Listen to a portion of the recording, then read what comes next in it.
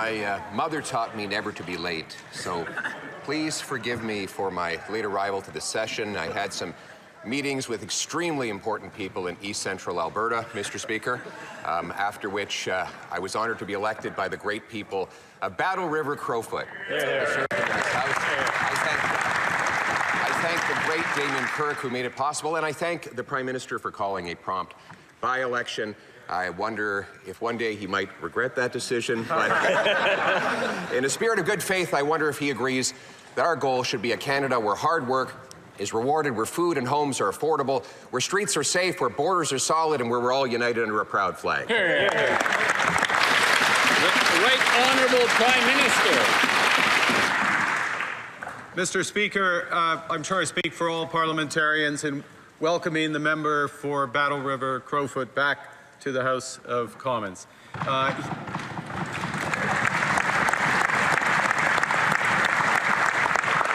He may notice a few things have changed since he was here last. The largest women's caucus in Canadian history.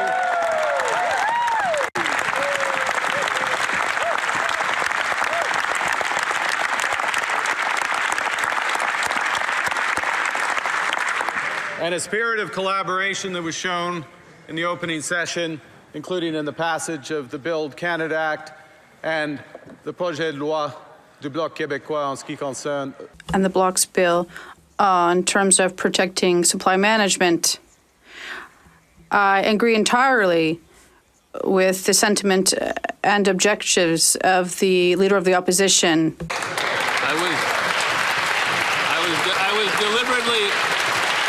I was deliberately flexible on time because it's a special day, but now we're going to respect the 35-second limit. The Honourable Leader of the Opposition. Some things never change. Monsieur le Président. Mr. Speaker, I'd like to thank my constituents of Battlefoot Crowfoot, who we had a by-election very quickly, and sometimes the Prime Minister may regret his decision, but I think we all agree with the mission of re-establishing a Canada where hard work, an affordable home and homes and food, in safe streets and solid borders, all united under a proud flag. Does the Prime Minister agree with this? The Right Honourable Prime Minister. Mr. Speaker, I agree entirely with the sentiment and objectives that the Leader of the Opposition has just expressed for our great country. Thank you. The Honourable Leader of the Opposition. Mr. Speaker, the Prime Minister mentioned how much had changed, and it's true. I look around this place, and when I left, there was a Liberal Prime Minister who was making excuses about breaking promises, running massive deficits, costs, crime, chaos were all out of control. And whereas today, we have a Liberal Prime Minister breaking promises, making excuses, running massive deficits with costs, crime, and chaos out of control. Mr. Speaker, when will the Prime Minister match the grand promises with the real change Canadians need? The Right Honourable Prime Minister. Mr. Speaker, I understand the Minister, or the Minister, promotion. Come on over. I understand the Leader of the Opposition was busy.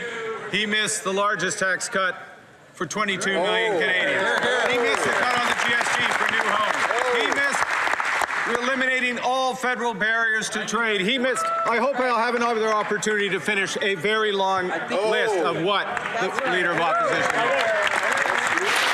The Honourable Leader of the Opposition. Dans l'esprit. In a nonpartisan spirit, we're simply going to insist that the Prime Minister adhere to his own promises. He promised the strongest growth in the G7 for our economy, and now our economy is declining the fastest in the G7. He also promised that food would cost less. It's more, and food inflation is accelerating. He promised a budget in October, and now we'll see one maybe in November with a double deficit. So, inaudible. Prime Minister. Mr. Speaker, this government has been absolutely focused on improving affordability for Canadians. That's why the largest tax cut, 22 million Canadians, every taxpayer in this country. That's why the cut to the GST. That's why the launch of Build Canada Homes, which will reduce the cost of home building in this country. That's why we back the CRTC to get broadband costs down for Canadians. We are building the strongest economy throughout the worst crisis in our history. The Honourable Leader of the Opposition. In the spirit of nonpartisanship, we are simply going to hold this Prime Minister to his own promises. He promised that he would spend less. He's already spending 8% more. He promised the budget would be in October. Now he says it will be in November, more than halfway through the fiscal year. He promised that his government would have a smaller deficit than Justin Trudeau. Instead, now we hear that it might even be double. So a trivia question. Can the Prime Minister tell us, has there ever been a Prime Minister who has successfully doubled the deficit without even introducing a budget? The Right Honourable Prime Minister. It's a trick question.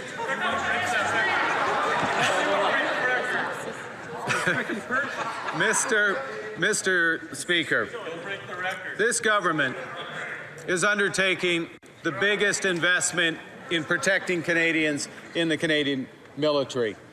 Doubling our investment in the Canadian military from last year when this member last sat in the House by the end of this decade. This government, there's more. The Honourable Leader of the Opposition. There's a lot more debt is what there is, Mr. Speaker. A lot more debt than we ever imagined would be possible. This is a Prime Minister who said we'd have the fastest growing economy in the G7. We have the fastest shrinking economy in the G7. He said grocery prices would go down. They're going up faster than ever before. He promised to create jobs. He has the second highest unemployment in the G7. He's really reminding us all of that sign at the bar, free beer tomorrow.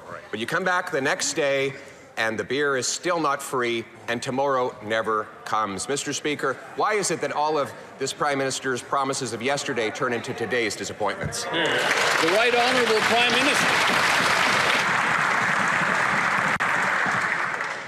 Mr. Speaker, I think if we are going to build the strongest economy in the G7, and we will, we need to be clear. We need to be clear about the scale of the crisis we are in. We need to be clear about the scale of investment that we need. $60 billion in new projects announced last week. $200 billion in investment announced last week. $100 billion in housing investment announced just yesterday. That's the scale of what we need. L'Honorable